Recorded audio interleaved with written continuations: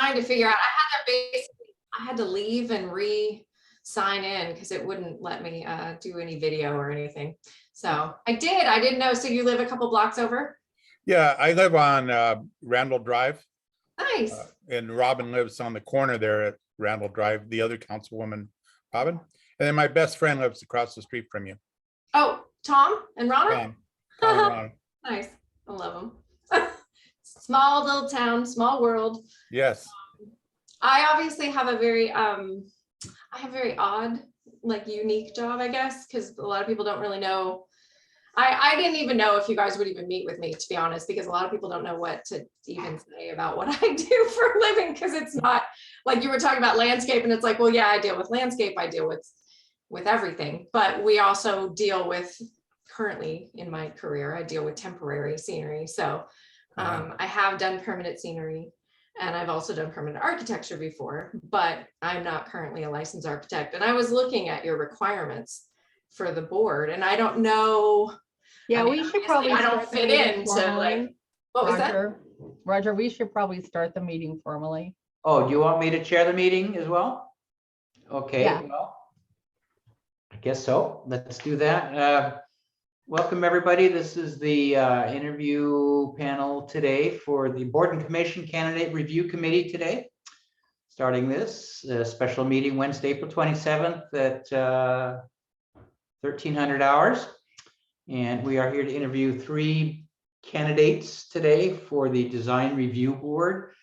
And we can do a quick introduction of ourselves. I'll start, I guess. I'm Roger Henderson, a newly elected City Council member, position 2. And I'm Jenny Wook, City Council, position 1. I'm Lee Rodenberg, City Council, position number 6. I'm Josh Stecker, City Clerk. I'm Katrina, Knutson, the Community Development Director. Okay. I'm Tiffany, the Assistant City Clerk. Thank you much. Okay, so we are here to interview Amy Wheeler. And may we call you Amy, or would you like Ms. Wheeler, or? Oh, no, Amy's fine.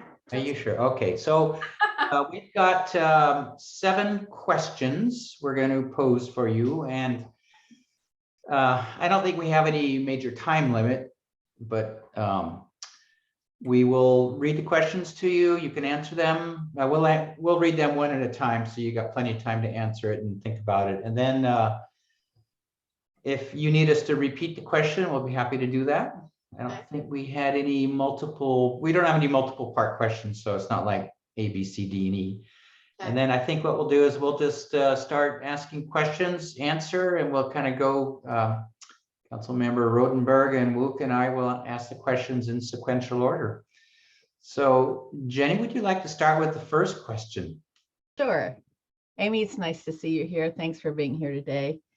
So please introduce yourself a little bit and let us know why you would like to be on the Design Review Board.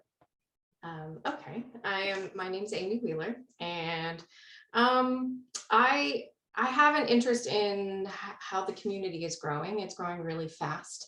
And so visually, the continuity of keeping the design in town sort of not homogenous, but basically creating like a harmonious kind of environment is important to me. And I would love to be able to be a part of the planning process, or to see what's coming in and out and be able to share opinions and voices. And also I feel that sometimes when people are working within a framework, you know, I assume you guys have like a city planning guide, or you have some sort of structure that people go by.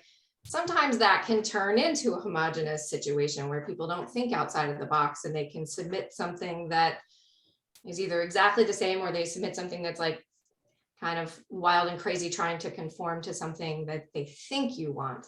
And you can end up with a hodgepodge, kind of a mixture. And I've seen the town grow. It's growing rapidly. And I do love how it feels like it's natural, it's part of the environment. And I like to keep that consistency. So I just sort of reached out and looked, and I saw the post and I thought, you know what, I just go for it. At least if nothing else, I get to meet you guys, because I don't, you don't get a lot of opportunities, especially the last couple of years, to really meet a lot of neighbors.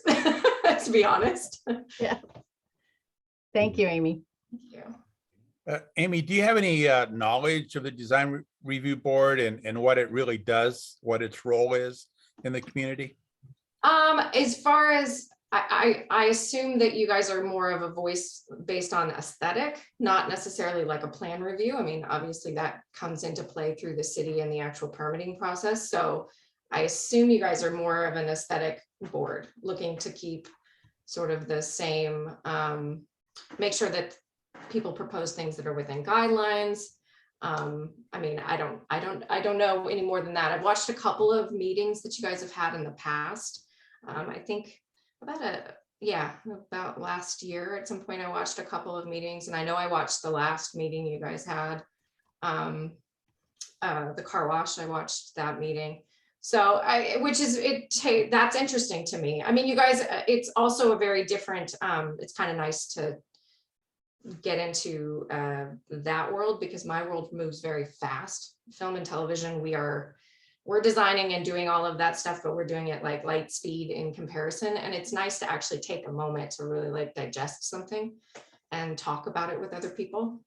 Yeah, what you said about design guide strikes me. And I moved to town. I was impressed that there's a district called historical, and it's got its own architectural design that's allowed or not allowed. And boy, frankly, my own opinion is it's gotten out of hand in the last several years. We have things that are supposed, even though there's some stringent regulations, some of the new homes going up in the historic district are surprisingly not historic looking. So that's my 2 cents. Thank you, Amy. Thank you. Okay, Amy, question number 3 is, do you have any experience reading and interpreting site plans and elevation drawings? Yes, and yes, and yes, lots of it. And I actually, I used to work in architecture before I got into the film business. I worked for an architecture firm that did casino resorts, actually, because I grew up in Las Vegas. So my family, I have architects in my family who do hospitality, casinos, hotels, things like that, riverboats. And then I also worked for a design build and architecture firm in San Francisco and did corporate interiors. So that was my other job before I got into film. All right, Thank you so much. Yes. Do you possess any particular expertise that would benefit the board? So maybe just elaborate a little bit on what you just told us.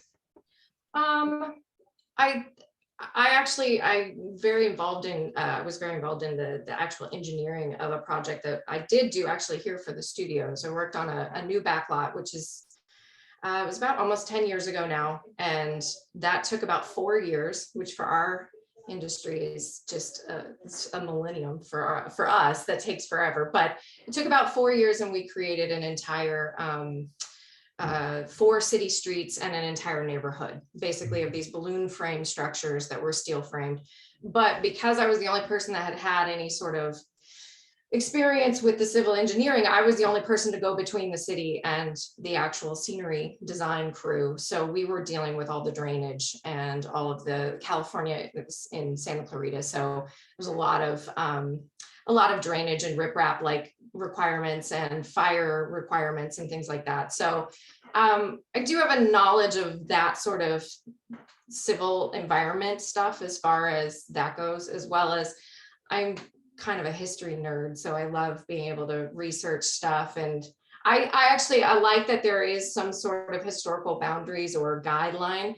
But again, I do share the concern that sometimes when you try to keep things in a guidebook, it can sometimes become stale, and it can get a little too, it can get interpreted in a way that doesn't feel fresh. So sometimes maybe I'm the voice of like, well, you know, I might think of something differently than an engineer would or something. So Sure.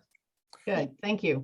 Amy, do you possess any particular expertise that would benefit the board? Or is that the question we just asked? Yeah. Okay. Yeah. I mean, Well, You're on 5, Lee. I'm trying to put three screens on my computer at once here. Okay, I'm so very good with text these meetings now.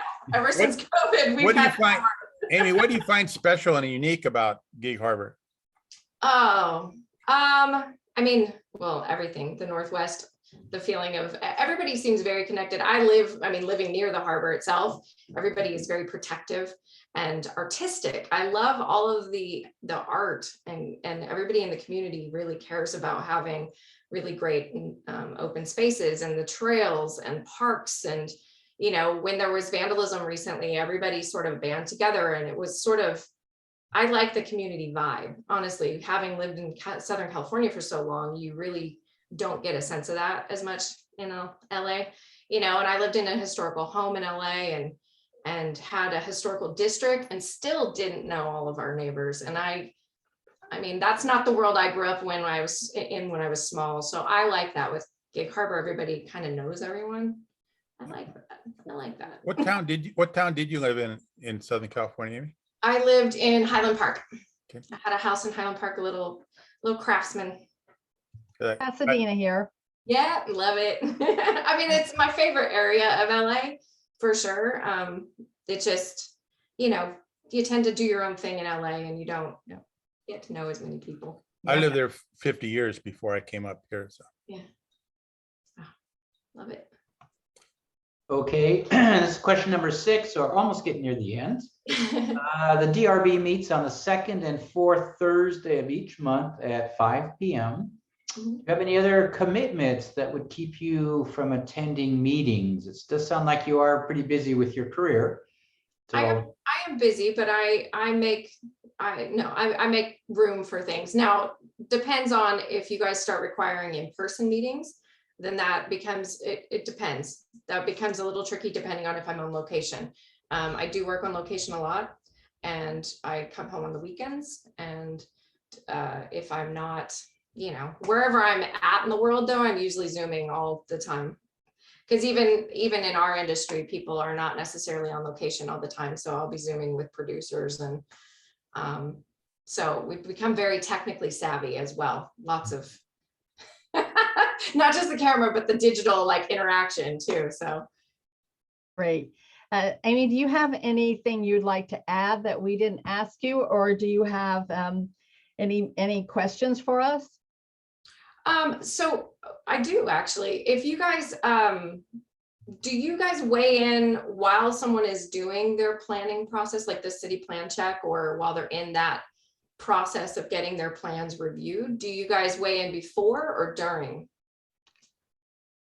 Maybe Community Director Knutson could answer that.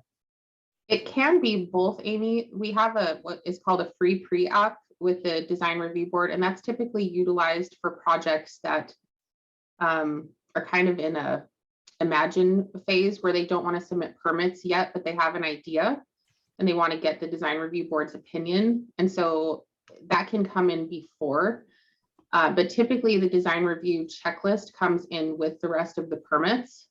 And it's typically the first item that's addressed under land use. We want to get the design nailed down, so the rest of the bulk and dimensional criteria can be then addressed. So I guess it can happen both ways. Okay. And then my other question would be how much, I know you guys were talking about landscape design before that, but how much do you guys take into consideration the actual, that part of it, the landscape part of it, the trees that get taken away or added to, or just incorporating the environment itself? The design manual is broken down into architecture, site design, and other. There are specific requirements for trees within the design manual. However, the design review board can recommend, for instance, removal of trees if there's a superior result of landscaping to come from it. That is something that we this year are wanting to look at the design manual to see, is it, as Councilmember Rodenberg said, is it, are we adequately preserving historic homes? Are we adequately preserving urban canopy? Are we over-regulating industrial buildings, for instance? Are there some instances where they don't need to comply with the design manual? So right now, I would say we do have regulations for trees and canopy, but we don't necessarily have a voice for that on the design review board. Okay. And so that is something that, as some of the council members know, that staff is recommending someone that has that that kind of view to add to the conversation at that board level. I guess my last sweat promise is, are you guys, do you guys think contribute to changing that manual? Are you guys the body that sort of proposes changes to the actual manual? That's a really great question. The council ultimately will adopt the new manual because it's part of our code. It's in the zoning code. However, the design review board will be the body that will be, you won't be in charge of it per se, like from a project management perspective, but the design review board will be the primary stakeholder group looking at the manual and considering testimony and recommending updates. Okay. Awesome. All right. And then it will go to the planning commission and then to the council. Awesome. Okay. Well, that's lovely. Thank you. I'm sorry to take up all the your time with much questions, but Oh, that was great. No, thank you very much. All right. I think that's the end of our 7 questions, and thank you very much for carving out some time for us today, Amy. We appreciate it. all right. I suspect we will be making a decision relatively soon. Is that correct, Josh and Tiffany and Director Knutson? Yeah, we should be, this committee should be making its recommendations today, so we'll be able to get back to people probably later today or tomorrow on what you decide. Okay. Thank Which you is so lightning much. speed. All right. Thank you, All right, Amy. guys, have a Thank great you very day. much. Bye.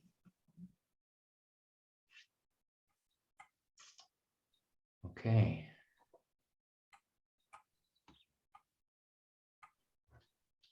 Thanks for your input on that, Katrina. Hello. Okay. Hello. Well, thank you very much, Ms. Blackburn. Can we call you Brianne, or would you like to be? Brianne's great. Thank you. Okay, Brianne, thank you. You are our second interviewee today. And what I'm going to do is go around and introduce who is on the interview panel today, and then we'll talk a little bit about how we're going to do this. So my name is Roger Henderson. I'm just provisionally chairing this board today. I am a newly elected city council member, position number 2. Jenny? And I'm Jenny Wook, and I'm sitting on the city council, and I'm position number 1. Thank you. Brianne, I'm Lee Rodenberg. I'm on city council and I am position number 6. Great. Thank you. Hi, Brianne. It's good to see you again. I'm Katrina Knutson, the Community Development Director. Great to see you again. Tiffany? I'm Tiffany Halland. I'm the assistant city clerk. And Nice to meet you. it looks like Josh Stecker, who's our city clerk, disappeared, went off camera, but he is here too to keep us in line and make sure we don't do anything untoward. So we've got a set of 7 questions that we're going to be posing to you today, and the 3 of us council members will rotate and asking the questions. I don't believe that we have any major time limit, so it's not like you got to do it in 30 seconds but I'm sure if it was an hour answer per question, we may want to move along a little faster than that. Understood. So any questions? No, makes sense. I'm ready. We can get right in on this. I'll start. So if you'd please introduce yourself and let us know why you'd like to be on the design review board.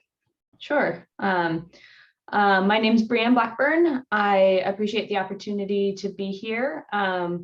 I come to this interview as a planner professionally. I've worked kind of across a spectrum of planning, all the way from natural resource management to environmental planning, and my current role doing trail planning and development for Pierce County parks. I also have educational background in project management, is more from a program management perspective and grant management. But in my current role, I do a fair amount of design review, capital project related work, specifically for parks and trails.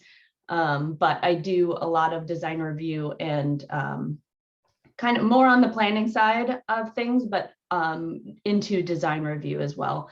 I'm interested in this. I'm relatively new to the community here in Gig Harbor. I've been here for about 3 years. My husband's family's from here, and we moved back with a young growing family to be closer to family. So this is an opportunity for me to really kind of get to know the community a little bit better, understand what issues the community is facing, and also to really help serve the community and volunteer my time and the skills that I have. So. Okay. Actually, I had a real quick follow-up question. Do you have your PMI certification, your project management? I don't. My master's degree is in project management. So at the time it was, kind of parallel tracks, and I've got the master's degree, but haven't gone back for the certification. Yeah, certification's a whole lot of work. Okay, thanks. Mhm. Lee, do you want to go for the next one? Sure. Grant, do you have any knowledge of the Design Review Board and what it does for the city and what its true role is? Sure. I have a general understanding of the Design Review Board. I spoke with the Director Knutson at one point, and we talked a little bit about the board's role in advising on issues that really couldn't be solved at a staff level. That is my understanding of the role. In previous work arrangements, those boards have been advising council or assembly in my current or in my previous public role. So as I understand it, this is really a board that advises staff, and that decision and background goes through staff to council.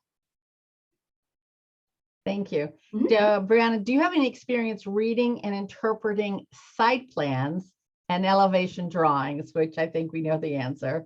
Yes, I do. It is its own language and its own skill set. I wouldn't say I'm a professional at it, but I do it a lot and know how to ask questions when I need help interpreting the particular elements of the plan sets. That's good, and I think asking questions is important in this, isn't it? Yes, Yeah. definitely. You bet. Thank you so much. Okay. This is question number 4. Do you possess any particular expertise that would benefit the board? Ooh, particular expertise. I've been involved with boards. I would say most of my experience has been staffing boards in the past. I feel like that's a particular skill set to understanding how the process works and how the relationship between staff and board members and how those decisions get made. My entire career has been in the public sector, working for when I lived in Alaska, I worked for our local county or borough government and for state government before that. So I do feel like, if I could be so bold, working in a public entity is a skill in and of itself. So I feel like that's one thing I can certainly bring to this. I think being a planner, I have a bit of a broader view on some of the very technical and engineering details. I think there's a perspective that's really helpful, stepping back and looking either from an urban context or my current world, recreation, connections, and access to those things as well. I have a follow-up question to that. In your previous experience, do you have experience with variances? Actually, in my professional role right now, I'm working through some variances in a design that I'm project managing. So I understand the process of conforming to the standard and needing to sometimes step outside those conforming situations and having to propose a non-conforming solution and applying for variances to those standards. Thank you. Brianne, besides the fact that your husband's family is here, what do you find special and unique about Gig Harbor? Oh man, well, I would say, as it's maybe not surprising given my answer so far, I like to be outside and I like recreation. I feel like Gig Harbor has a unique access to a lot of different options for that. And while also being close to a lot of more city-centered opportunities, I think Gig Harbor, when my husband and I first started dating, he described Gig Harbor as a small town. And I found that really hard to believe. I grew up in Montana, so I have a different definition of small town, but we were in Bellingham at the time, and I didn't really understand it. But having settled back here, I think that's one of the unique things about Gig Harbor is it's close in proximity to a lot of things, but still is maintaining and I think has the interest in trying to maintain that small town feel while also being practical with development needs and the needs of the community and trying to accommodate those. I see some of those challenges just in the time I've been here. And I think that's something I really respect about the community, that it's an ongoing conversation and not a problem, but something to work through and find a solution. Thank you. Thank you. Yeah, great answer. The design review board meets on the 2nd and 4th Thursday each month at 5 p.m. Do you have any other commitments that would keep you from attending these meetings? I feel like with the young family, there's always some commitments, but nothing that can't be moved around. And I feel like can make those accommodations and am excited to be able to make that happen. Thank you. Mm-hmm.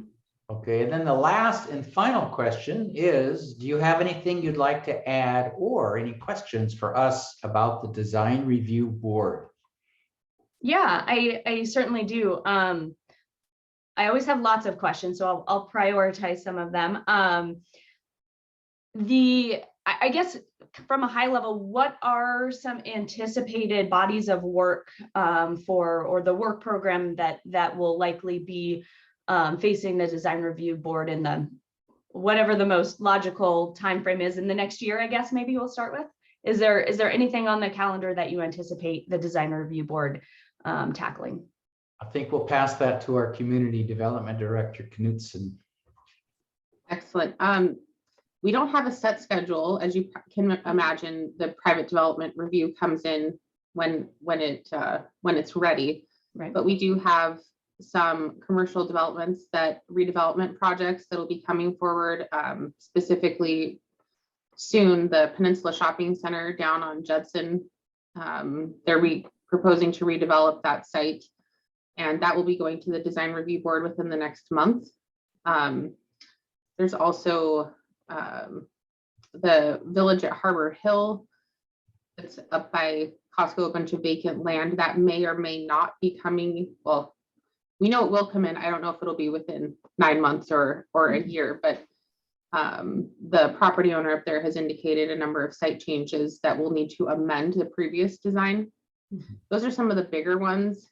I also, something we've been talking about a lot is there's a lot of desire for folks to move into or buy homes in our historic district.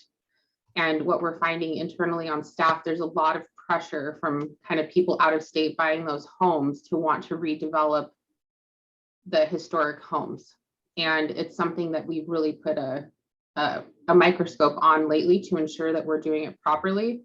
So we've had a couple of single family homes in the historic district go to the design review board in the past couple of years. And there's probably 2 more that we know of that'll be going to the design review board, specifically looking from the historic design perspective.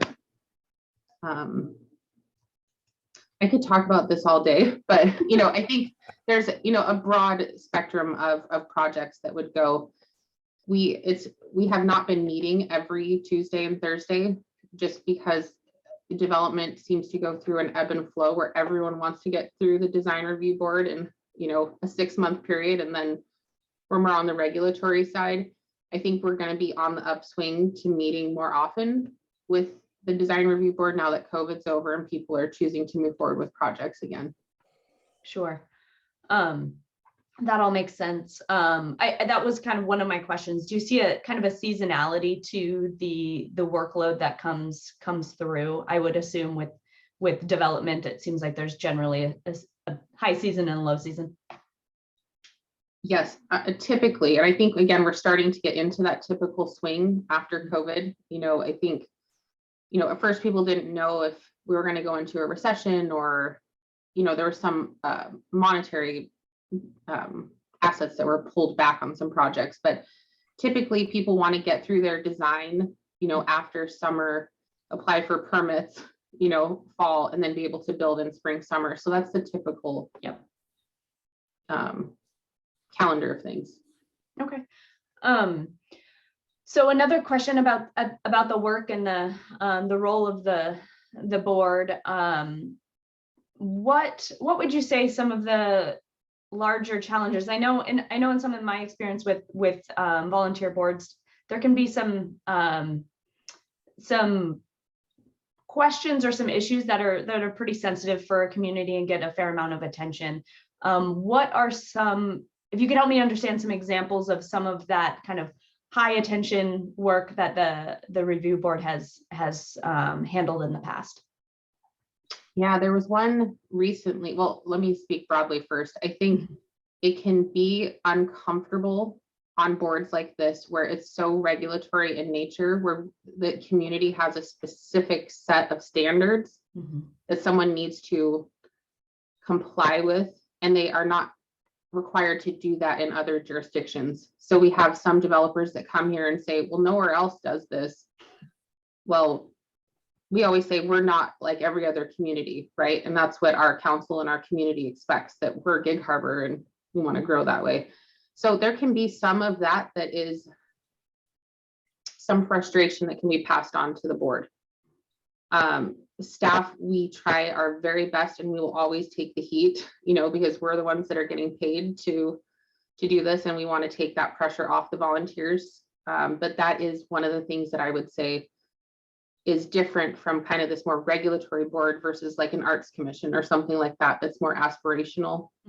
But again, we do our best to have all of our board members' backs and anticipate that when it's going to happen. One recent project that had a lot of concern, more from a project perspective, an impact, is the Burnham Drive apartments. They're on Burnham Drive around very kind of sensitive North Creek area, where I think some folks are frustrated with development occurring there in general.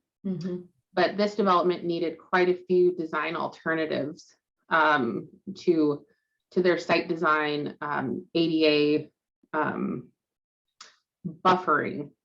And so I think it was uncomfortable for some members to stand with the manual and say, no, what you're proposing is not equivalent or superior, you need to redesign. And that can be uncomfortable for a volunteer board, but they did that 3 different times, where the developer came forward and said, here's what we have. And the board said, no, this isn't superior.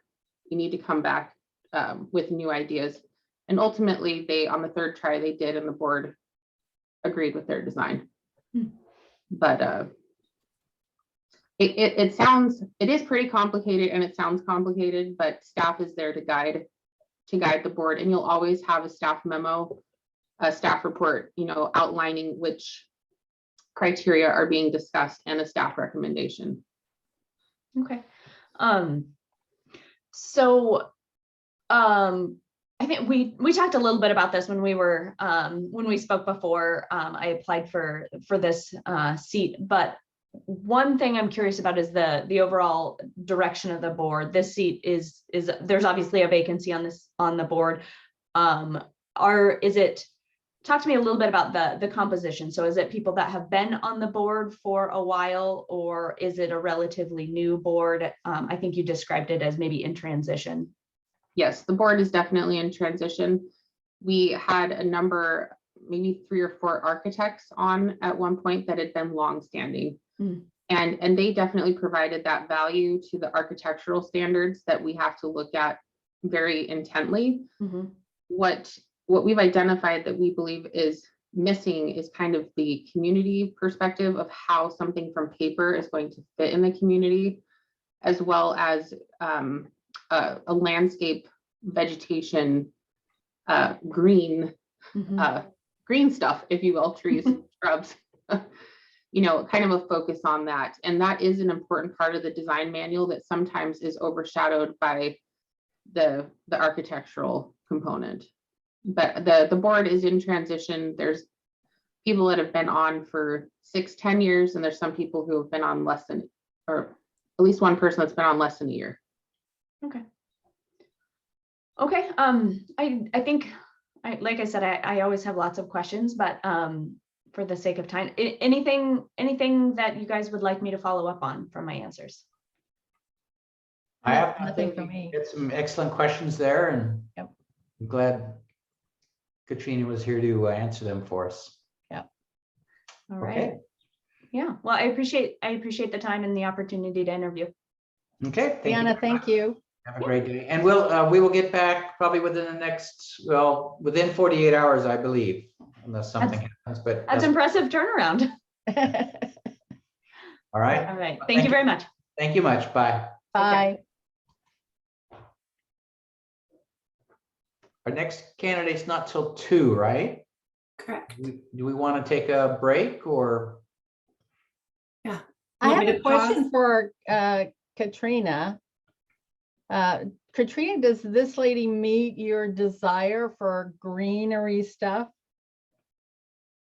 It wasn't a very professional answer to hers. It's just thinking, but it is all the green stuff that people care about, right? Yeah. Yes, she does have that, planning and design background. I think that she can understand the manual and put it into how it would be on paper, not necessarily from a technical architect or engineer perspective, but kind of the human element. For sure. And she was interested in this and did ask to meet with me beforehand, just so that you all know, to get a better understanding. So she is definitely, I think, dedicated. Yeah. Well, And she's proactive. Yeah. I'm assuming our upcoming. Oh, go ahead. Sorry. The first candidate was, I thought, great as well.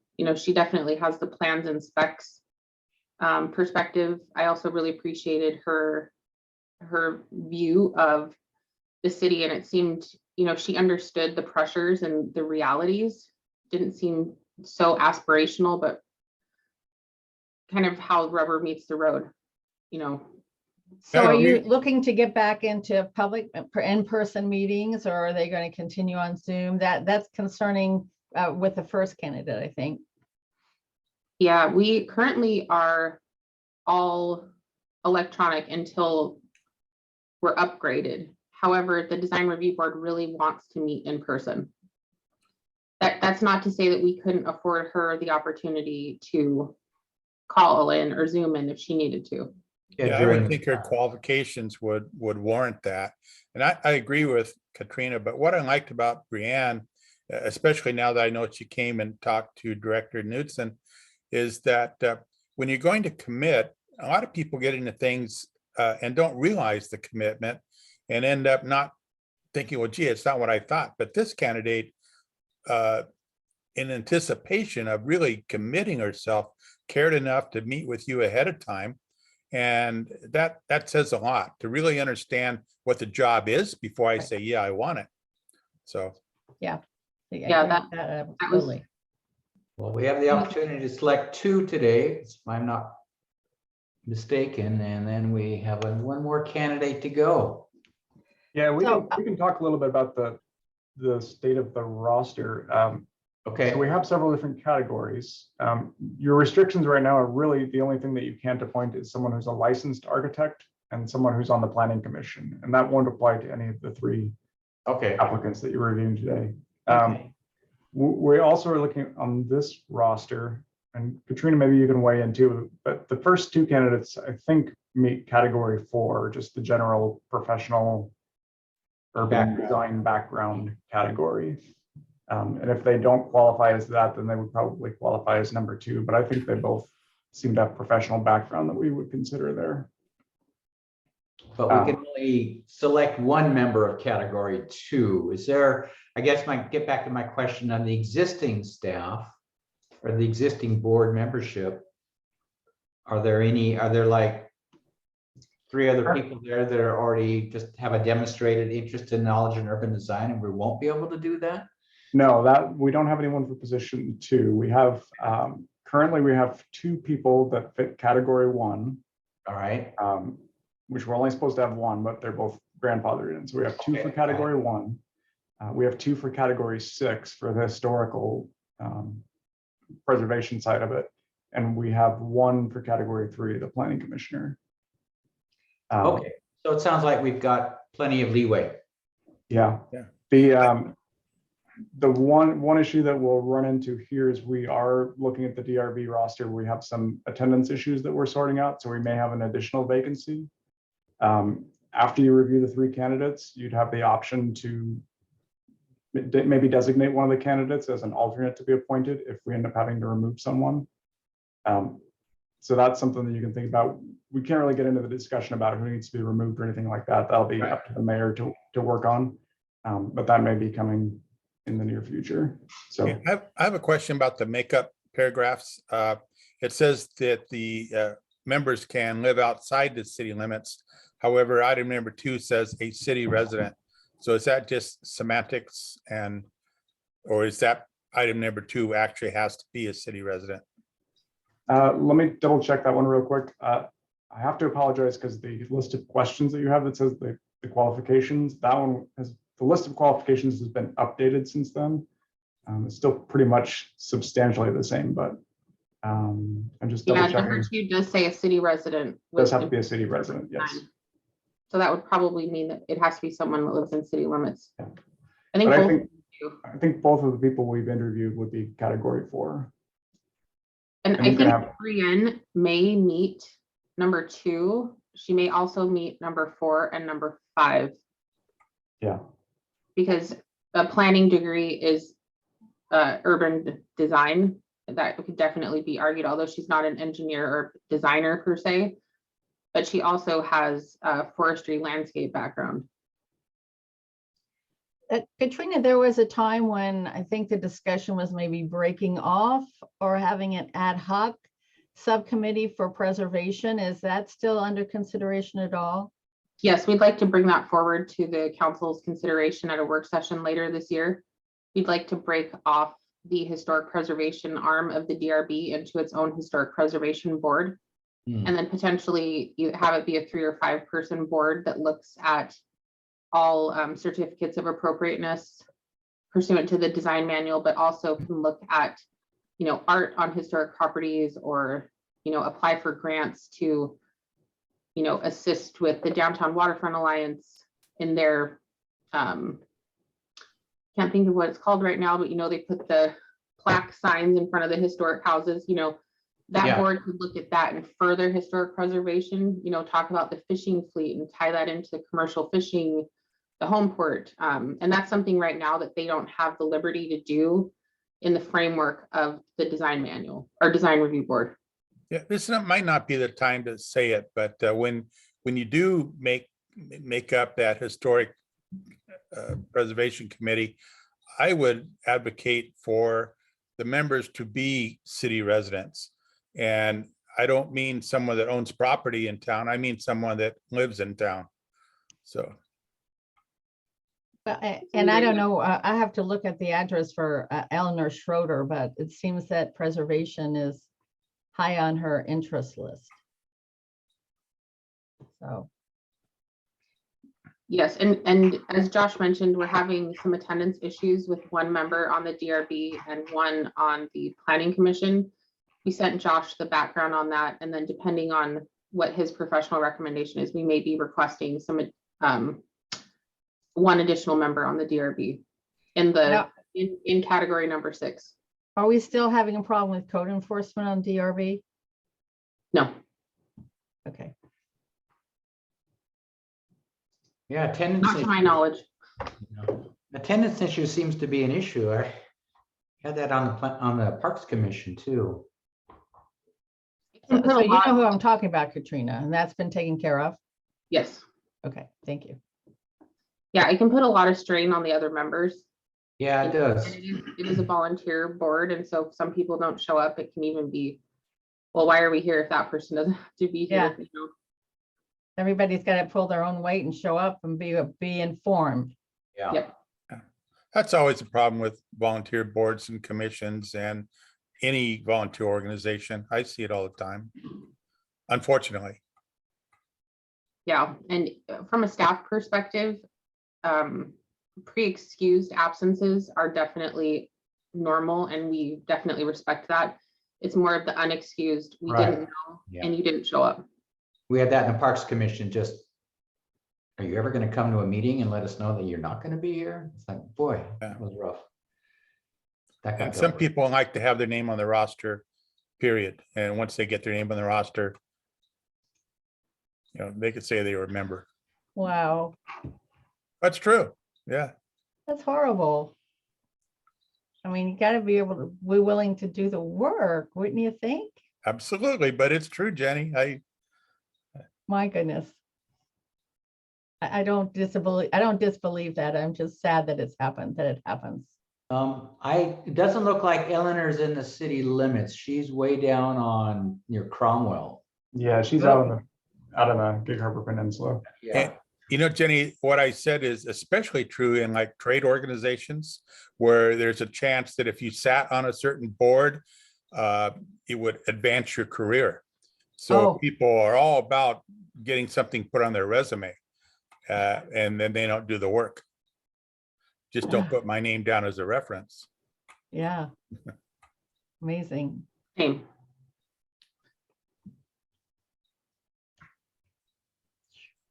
All right, are we on a break then till 2, Councilmember Henderson? Yeah, I believe we'll pause, adjourn until, let's see, let's do it at 1:55. Give us 5 minutes. Perfect. Basically, take 5, smoke them if you got them. Oh, To order again. Calling order, this is the Board and Commission Candidate Review Committee special meeting of Wednesday, 27 April 2022.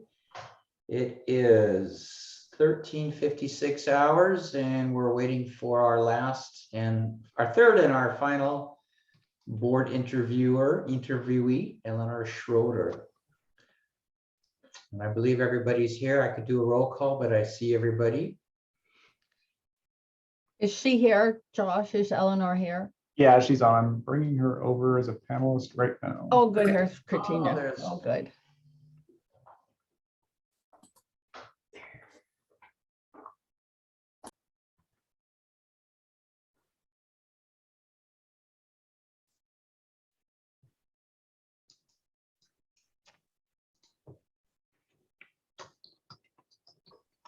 Hello. Hello. There we are. Hi. Hi. Sorry, my Zoom credentials are a little rusty right now. Can Well, everybody hear me okay? Yes, Yeah. we can. Welcome. Great, Um, thank you.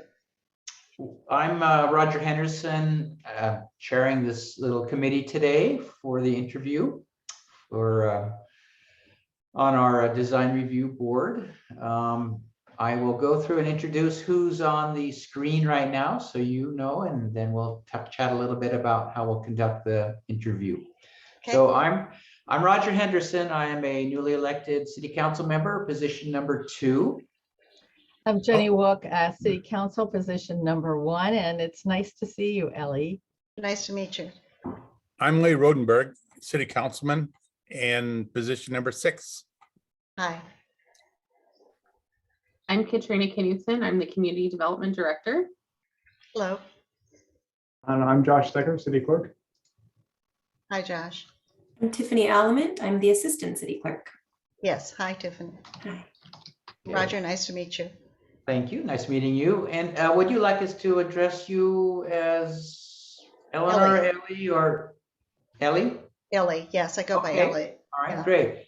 Well, we've got 7 questions we'll be Okay. posing to you today, and you'll answer every question after we do it. And we're just going to do a little round robin between the three of us council members. Okay, And you've got plenty of time, so you don't have to rush. There's no 2-minute, 3-minute time limit. So, okay. Lee, would you like to start with the first question? Sure. Ellie, welcome. Glad you could find the time for us today. Please introduce yourself and let us know why you would like to be on the design review board. Well, you know my name, Ellie Schroeder, and I'm a resident here in Gig Harbor. And I would like to be a member of the Design Review Board, number one, because I have experience from my previous residence in Oregon as a Design Review Board member. Number two, I have experience in real estate, commercial real estate specifically, and historic properties. And number three, because I come from a family that believes in giving back to our government, and that probably giving back to our community, and that probably is my primary reason. Okay, I have a quick follow-up. The city that you worked with in Oregon, did it have a historic perspective to that city? Or No, it did not. The Design Review Board, we were broken down into two panels, Panel A and Panel B, and we reviewed primarily new and rebuilds, adaptive reuse, that sort of thing. okay, thank you. You're welcome. I did, however, work with the City of Seattle Pioneer Square Historic Commission. I'm not sure if it's called that anymore or what it's called anymore. So I have a great deal of experience in historic properties. Thank you. Jenny? Thanks for being with us, Ellie. Mhm. Do you have any knowledge of our Design Review Board and its role? Very little, and I've talked to a few people, and most of them scratch their heads. And I haven't talked to any of you because I avoided that purposely, but most of them scratch their heads. I have gone to some of the historic properties, and I'm impressed with how you use them and how they are used, although the only ones I've seen are the ones that are used publicly. Okay, Okay. thank you. Question number 3 for me is, do you have any experience reading and interpreting site plans and elevation drawings? Yes. Yeah. It's not something everybody can do just automatically. I worked for a commercial property developer in the city of Seattle, and we did a number of designs. One of them, which you would all recognize, is the Lake Union Steam Plant, which we adapted to a reuse for zymogenetics. I believe Fred Hutch now has that property, and that was a difficult and interesting. We had to work with a lot of communities, community groups, to make that reuse something that would fit in with South Lake Union, which would fit what zymogenetics wanted, and which still maintained at least the exterior historic appearance of the property, because obviously the interior was all boilers. And if you want some good stories, I'll tell you about those boilers one day. But the boilers had to go. And so obviously there was very little we could do about maintaining the inside, although we did collect artifacts from the boilers and from the property, various things that were there, and they are displayed in the lobby. I believe they were in the lobby of zymogenetics. I have not been in the property since Fred Hutch took it over. Okay. Thank you. Lee, I think you're number 4. Ellie, now that you are in Gig Harbor, what do you find special and unique about Gig Harbor?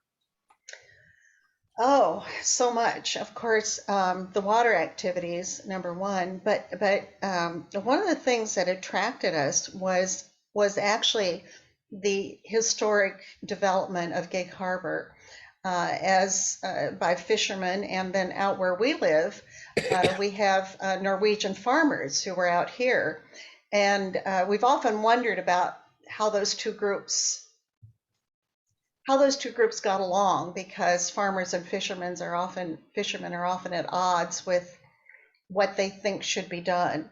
And so the historic area, but the climate, the people, the friendliness, and the small town feeling of it, we love it. Did I Thank answer you. your question, Lee? Yeah, it did. Thank you. All right. And they got along very well, by the way.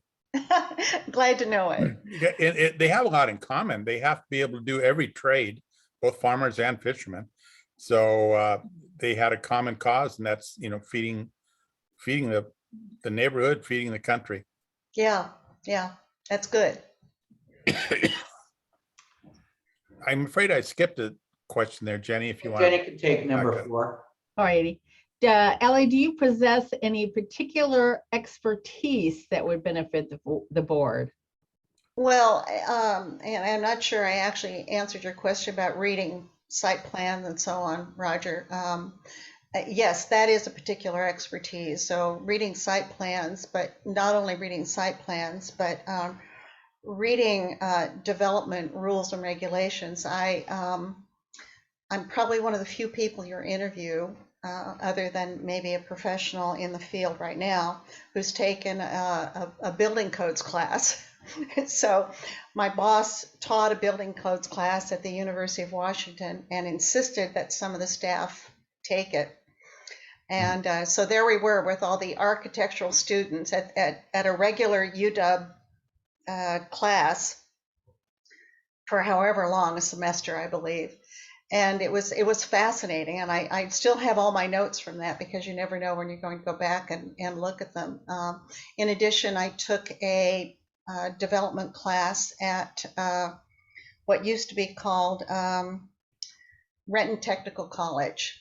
It's not called that anymore. It's developed into a community college now. So I have a lot of background and experience in reading the things that Roger asked about, and in working with the people, the communities, the plans, the rules and regulations, and the laws. So those are all important issues when it comes to historic development. Did I answer your question, Jenny? It did. I noticed that before you had discussed working with a commercial developer and trying in an historic property. So what is your experience with, have you done a lot of work with commercial developers? Yes, for 12 years I worked for a coal company, which was a California developer that was mostly developing commercial properties in the entire Seattle area. They no longer exist. They merged with CB Richard Ellis, and all that morphing of corporate structure. And then I worked for the Samus Land Company, which was the Samus Land Company was the commercial arm of the Samus Foundation. And so we owned, at the time I started, 12 properties in Pioneer Square. And then we bought, I say we, of course, you understand the reference there. Yes, yeah. And then we bought Smith Tower. And that was probably the most interesting property that we own because of its historical significance to all of Seattle. And I had an intern at the time who wrote a whole article about Smith Tower and Elsie Smith and so on. But we had to work with the Pioneer Square Historic Commission on that one for internal and external renovations, anything that we needed to do to the property to make it more usable for us. Interestingly enough, though, and this is pertinent to probably what all of you are doing. Recently, I looked up to see what was going on with the Smith Tower, and they have taken out the elevator operators, which we were not allowed to do at the time that we bought the property. So they're getting rid of the old Otis and putting in more, the Otis elevator system, and putting in more modern elevator systems where people can just go on the elevator and push the button. So all the elevator operators that we had to interview, another story for another time, are no longer there. They're keeping one, so one will still be there. That particular issue shows you that historic preservation can change over time with the needs of the community. And I thought that was fascinating because I didn't think it ever would change, but it has. And I think that's a good thing because historic properties cannot be standalone. That's history, drive by it, look at it. Historic properties need to be a part of the community so that everybody knows they're there and people can actually go in and use those properties. Great, thank you so much. Okay, so we're on question number 6, getting near the end. The Design Review Board meets on the 2nd and 4th Thursdays of each month at 5 p.m. Do you have any commitments that would keep you from attending these meetings? Well, since COVID kind of erased all of my commitments, I can honestly say, no, I don't. I presume if you have nothing before the board, however, that those meetings do not take place. Is that correct? That's correct. I believe so. Katrina, could you verify that? Yes, the meetings are on the Thursdays that I believe Roger indicated. Yeah. Okay. But if there's nothing on the agenda, do they still have meetings to talk about just general things, or will they? No, Okay. no. Okay. The meetings only occur if there's something to meet about. Yeah. Okay. I That's don't good. think, I think in the 2 years that I was on the DRB in Wilsonville, I didn't miss it. I didn't miss a meeting. No. Okay. So it's not difficult to do, and it's very rewarding to be there. So I look forward to the meetings, actually. Okay. Can I ask one question? I want to sort of follow up a little bit. Sure. The work that you have done with some commercial buildings, was this before or after you were on the DRB in Wilsonville? Before. All right. And Yeah. so did you retire then and move to Wilsonville and then? Yes, I left commercial real estate. My husband and I formed a company. We had our own company. It was a company that we sold specialty chemicals to for heating and air conditioning systems. So those would be buildings that had boilers and air conditioners that had a need for some sort of corrosion control, that sort of thing. We sold that company and moved to Wilsonville and decided we wanted to come back to Washington. So here we are. Does that Okay. answer your question, Jenny? It does. Thank you so All much. right, you're welcome. Okay, Ellie, this is the last question. Possibly after you answer it, Director Knutson may have some separate questions. But the last question here is just for you to ask us questions. Do you have any questions, or is there anything you want to add about the Design Review Board? Well, I'm sure you're looking for someone to who fits with the team that you already have. So can you tell me what you're looking for in a new board member right now? Well, maybe Katrina. maybe Director Knutson could answer that better. Yeah, Ellie, that's a good question. Although I would say that as the Design Review Board, it's a volunteer board. And so we're not looking for fit in terms of a team like we would be in terms of a division or a department. What we're really considering is within the Gig Harbor Municipal Code, there's 6 different criteria that applicants that we need to fill essentially within those criteria. And so I would say it's more based on what that need is, kind of for areas of expertise rather than fit. And your priority right now is in what you're looking at for going forward? Yeah, right now so the 6 criteria are a licensed architect, a city resident with interest in urban design, a member from the Planning Commission, a member with a professional background relating to urban design, a member with demonstrated interest knowledge of landscaping, horticulture, arboriculture, or forestry, and then an individual with historic preservation background. The historic preservation background, we currently have 2 members for, but we may be needing one of those coming up soon. And I believe at least 2 of the other sections, I guess the council could choose from. Okay. All right. Thank you. You're welcome.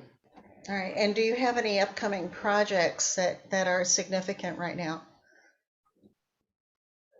Well, the work of the design review board, as you probably know, is at the whim of the projects that come in. It's not necessarily city work driven, Right. but you know, with the not recession, pandemic coming to a close, we've maintained being busy the entire time, but we're starting to see that ramp up. There's a number of commercial projects, some redevelopment projects downtown, some single family homes in the historic district that would need to be looked at. And so it's kind of a hodgepodge, if you will, of the what the board would look at. Yeah. All right. Thank you. I have no more questions. All right. Well, thank you very much, Ellie, and for making time for us today. We appreciate you being here. And if we have no other questions, you could head out. All Thank right. you, Ellie, for your time. Thank you very much. I appreciate it. Thank you. All right. Goodbye. Bye-bye.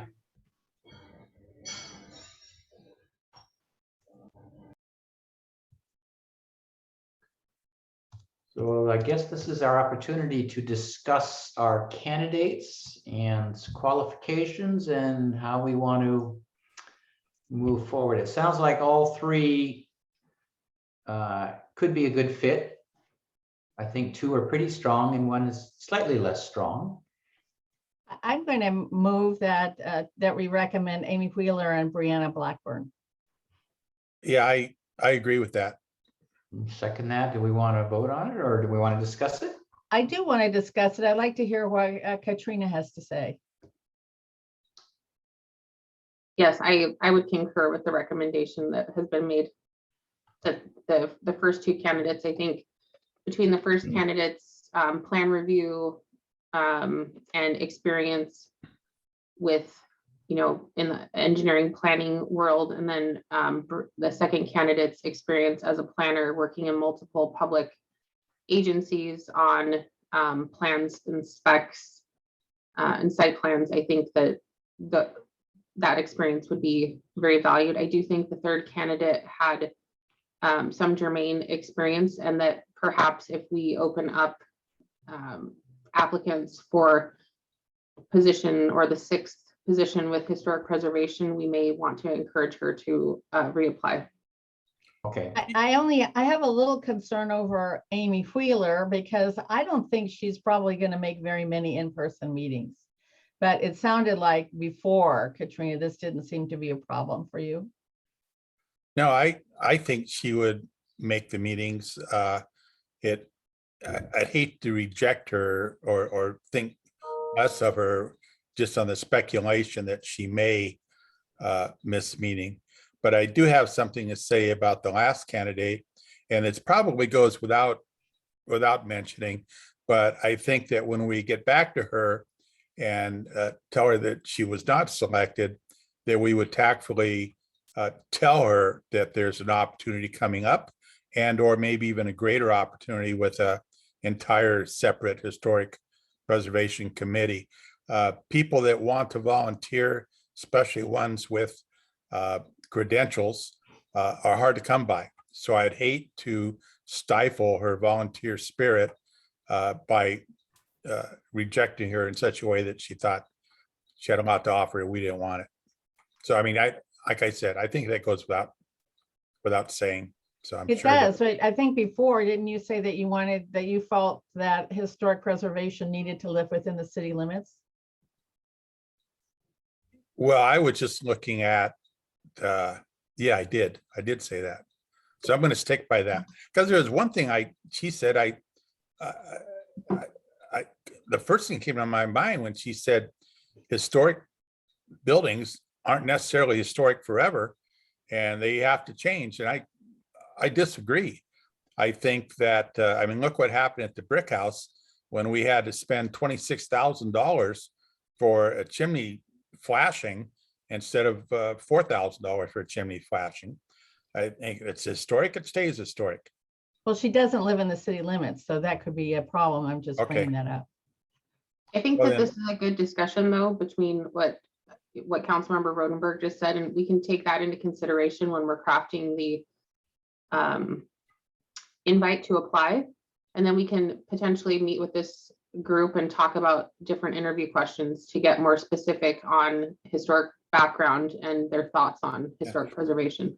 That'd probably be a good idea, at least start to focus it in, because if that's the only position that would be available, then we should interview with that in mind. Yeah, and that was just my feeling, and I'm but one person, but I do strongly still feel historic preservation could be from somebody that lives in the city limits. I just think they're more committed in my, And I don't disagree. And this lady has only lived here for a year. right? And getting to Councilmember Rodenberg's point, historic preservation, if we're going to call it historic, in particular, if it's going to be on the local, state, or federal register, that chimney flashing, it's so important to keep the fabric of the building, even if the use is changing, because if you change too much pursuant to the Secretary of Interior standards, then we risk dequalifying our properties that we're trying to preserve. And so, I think that is definitely, I definitely agree with that. Yeah, and we wanted to do that flashing in the way that it should be done, and we weren't even going to use it for its intended purpose. So it was only, I don't want to say facade, it was only for historical integrity, not necessarily for use. Exactly. Yep.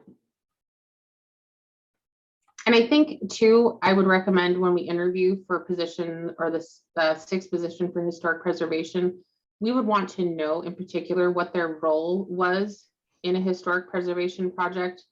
Because if you're, a project assistant, that's a lot different than if you're the project manager or the project engineer or something like that. Being able to know what their skills were and what they've done, not just what they've observed. And I'm not trying to insinuate that Ellie didn't have that experience, but it was Right. difficult based on her answers to differentiate those. I mean, it sounded like she was working for a commercial company, going into a historic area and maybe an historic building. And she was going at it from that point, from that view is what I heard. Could be wrong, but that's sort of what I heard. Yeah, same here. I mean, she was on the doing end, not on the approving and permitting. And there is a difference, but at least on the doing end, you already know, you have an understanding of what can be done, can't be done, and things that have been done that had to meet other codes of other cities. So I think that was good experience. And now I recall early on in the meeting today, I think Josh said, and I'm just putting it out there because it was mentioned early on, that if we wanted to, we could just leave her in as a position that could be appointed if position number 6 came available without going through another set of interviews. Now, maybe I misheard that. If we don't want to do that, then I like Lee's idea of clearly encouraging her to apply again and then get a list of other candidates that we interview for that historic. So if that's the thing, I'm fine with that. I just wanted to bring that up because that was something that we talked about. And I don't want to be what my wife sometimes calls argumentative. But to Katrina's point about we want somebody that's actually done it, not someone that's just observed it. I have to disagree just a little bit, in as much as it could have been someone that was an assistant for 10 years and should have been promoted time and time again and never was. So when you look at someone's work history, it's good to take in my opinion, a larger view. Maybe they did have the ability and the capability of being in a better position. It just never fell their way. That's fair. Yeah, I'm of the opinion that work together, if that's what I heard Katrina say, work together on developing a plan and requirement for a historic preservation person, and then open it up and encourage her to come back for another interview for that, but not have a third person this time around and have it automatically go that way. Open it up for that person. I'm in agreement with that. Okay. Yeah. Remember? The qualifications for position 6 are set out in the code, so we're not going to rewrite those, but we can go No. out and say specifically that we're looking for someone in category 6. That'd be fine. Yeah, and we can communicate it differently than how it's written in the code, Yeah. Laura can, so that more people will apply. I think the language is a little bit scary. We can Let's make not it more, scare people away. make it more human-like and then work on a specific set of questions. Or we could increase the compensation Yeah. From double 0 it. from 0 to Two 0 buckets or plus. nothing. Times 0. Okay, so we have a motion to appoint or select Amy and Brianne. Do we want to say ayes for this or? Aye. Everybody's in favor of it? Aye. So Yep. Josh, that's what this group has selected. Yep. And then we encourage Ellie to apply, and then I believe Katrina was going to go back and generate some other more specific historic type questions. Yes, I'll work with Josh and Tiffany to propose those to this committee When we get to that point, I guess. when we right? get to that point. Yeah, Yep. we aren't there quite yet, right? Right, and it will probably be a different group of council people. Maybe. Could be. All right. If there's anything else, go to the order. I'll make a motion to adjourn. Any Second. seconds? All right. Aye. Second. Aye. Aye. Bye, Thank you, guys. everybody. Thank you. Thanks much. Take care. Good afternoon. Bye now. Nice seeing you. All right. Bye-bye.